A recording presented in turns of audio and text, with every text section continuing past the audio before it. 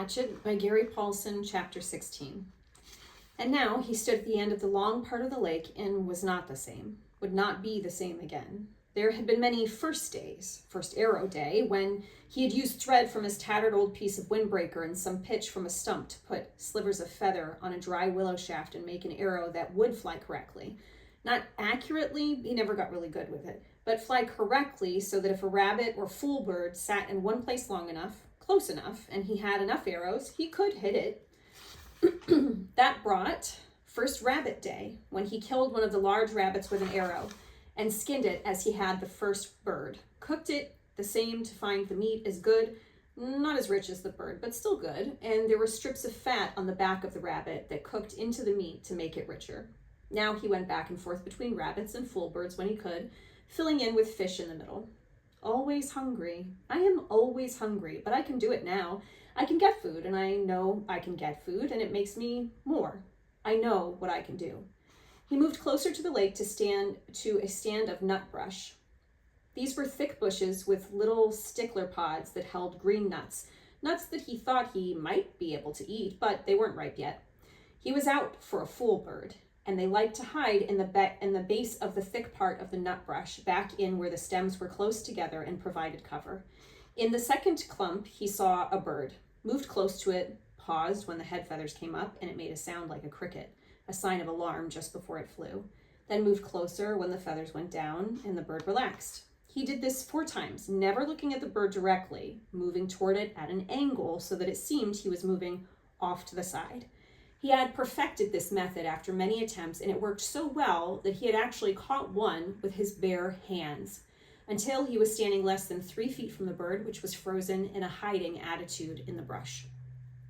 The bird held for him, and he put an arrow to the bow, one of the feathered arrows, not a fish arrow, and drew and released. It was a clean miss, and he took another arrow out of the cloth pouch at his belt, which he'd made from a piece of his windbreaker sleeve, tied at one end to make a bottom. The fool bird sat still for him, and he did not look directly at it until he drew the second arrow and aimed and released and missed again. This time the bird jerked a bit, and the arrow stuck next to it, so close it almost brushed its breast. Brian only had 2 more arrows, and he debated moving slowly to change the spear over to his right hand and use that to kill the bird. 1 more shot, he decided.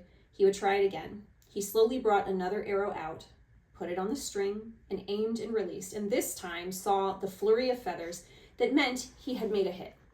The bird had been struck off center and was flopping around wildly. Brian jumped on it and grabbed it and slammed it against the ground once sharply to kill it. Then he stood and retrieved his arrows and made sure they were all right and went down to the lake to wash the blood off his hands. He kneeled at the water's edge and put the dead bird and his weapons down and dipped his hands into the water. It was very nearly the last act of his life. Later, he would not know why he started to turn. Some smell or sound, a tiny brushing sound, but something caught his ear or nose and he began to turn, and had his head half around when he saw a brown wall of fur detach from the forest to his rear and come down on him like a runaway truck. He just had time to see that it was a moose. He knew them from pictures, but could not guess how large they were when it hit him. It was a cow, and she had no horns, but she took him in the left side of the back with her forehead, took him and threw him out into the water, and then came after him to finish the job. He had another half second to fill his lungs with air, and she was on him again, using her head to drive him down into the mud of the bottom. Insane, he thought. Just that word. The word insane. Mud filled his eyes, his ears. The horn boss on the moose drove him deeper and deeper into the bottom muck, and suddenly it was over, and he felt alone. He sputtered to the surface, sucking air and fighting panic, and when he wiped the mud and water out of his eyes and cleared them, he saw the cow standing sideways to him, not 10 feet away, calmly chewing on a lily pad root. She didn't appear to even see him, or didn't seem to care about him, and Brian turned carefully and began to swim crawl out of the water. As soon as he moved, the hair on her back went up, and she charged him again, using her head and front hooves this time, slamming him back and down into the water, on his back this time. And he screamed the air out of his lungs and hammered on her head with his fist and filled his throat with water. and she left again. Once more, he came to the surface, but he was hurt now, hurt inside, hurt in his ribs, and he stayed hunched over, pretended to be dead. She was standing again, eating. Brian studied her out of one eye, looking to the bank with the other, wondering how seriously he was injured, wondering if she would let him go this time. Insane. He started to move, ever so slowly. Her head turned and her back hair went up, like the hair on an angry dog, and he stopped. Took a slow breath. The hair went down and she ate. Move, hair up. Stop, hair down. Move, hair up. A half foot at a time until he was at the edge of the water. He stayed on his hands and knees, indeed was hurt, so he wasn't sure he could walk anyway, and she seemed to accept that and let him crawl slowly out of the water and up into the trees and brush. When he was behind a tree, he stood carefully and took stock. Legs seemed all right, but his ribs were hurt bad. He could take only short breaths, and then he had a jabbing pain, and his right shoulder seemed to be wrenched somehow. Also, his bow and arrow and full bird were in the water. At least he could walk, and he had just about decided to leave everything when the cow moved out of the deeper water and left him. As quickly as she'd come, walking down along the shoreline in the shallow water, with her long legs making sucking sounds when she pulled them free of the mud. Hanging on a pine limb, he watched her go, half expecting her to turn and come back to run over him again. But she kept going, and when she was well gone from sight, he went to the bank and found the bird, then waded out a bit to get his bow and spear. Neither of them were broken, and the arrows, incredibly, were still on his belt in the pouch, although messed up with mud and water. It took him almost an hour to work his way back around the lake.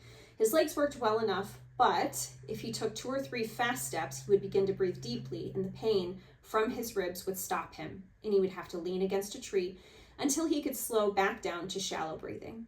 She had done more damage than he had originally thought. The insane cow. No sense at all to it. Just madness. When he got to the shelter, he crawled inside and was grateful that the coals were still glowing and that he had thought to get wood first thing in the morning to be ready for the day. Grateful that he had thought to get enough wood for 2 or 3 days at a time. Grateful that he had fish nearby if he needed to eat. Grateful, finally, as he dozed off, that he was alive. So insane, he thought, letting sleep cover the pain in his chest.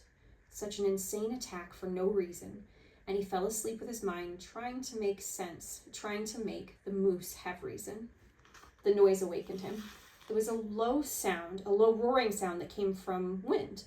His eyes snapped open, not because it was loud, but because it was new. He had felt wind in his shelter, felt the rain that came with the wind, and had heard thunder many times in the past 47 days, but not this noise. Low, almost alive, almost from a throat somehow.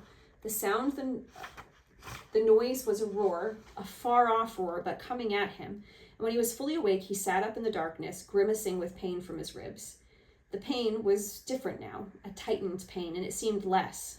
But the sound, so strange, he thought, a mystery sound, a spirit sound, a bad sound. He took some small wood and got the fire going again, felt some little comfort and cheer from the flames, but also felt that he should get ready. He did not know how, but he should get ready. The sound was coming for him, was coming just for him, and he had to get ready. The sound wanted him. He found the spear and bow where they were hanging on the pegs of the shelter wall and brought his weapons to the bed he had made of pine boughs. More comfort, but like the comfort of the flames, it didn't work with this new threat that he didn't understand yet. Restless threat, he thought, and stood out of the shelter away from the flames to study the sky, but it was too dark. The sound meant something to him, something from his memory, something he had read about, something he had seen on television, something. Oh, he thought, oh no.